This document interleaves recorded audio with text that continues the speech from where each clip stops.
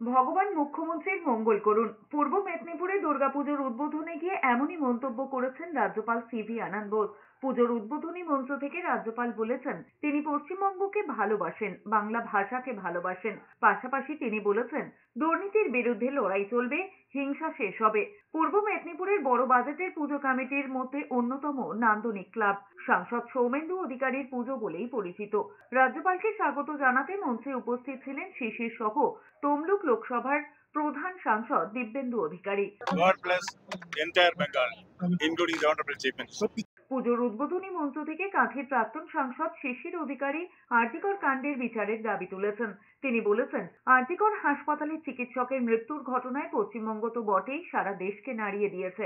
এই নৃশংস ঘটনার কঠোর শাস্তির দাবি তুলেছেন শিশির অধিকারী। অবশ্যই বিচার আমরা চাইছি।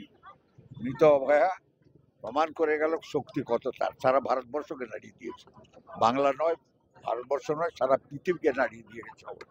এবং সেই আদর্শে মানুষ আজকে আরো শক্তি সঞ্চয় করে সত্যর প্রতিষ্ঠা করুক। যারা এদেরকে ধ্বংস করেছে, ওকে যারা সর্বনাশ করেছে, তাদের উপযুক্ত শাস্তি হোক, মানুষ সুখে থাক।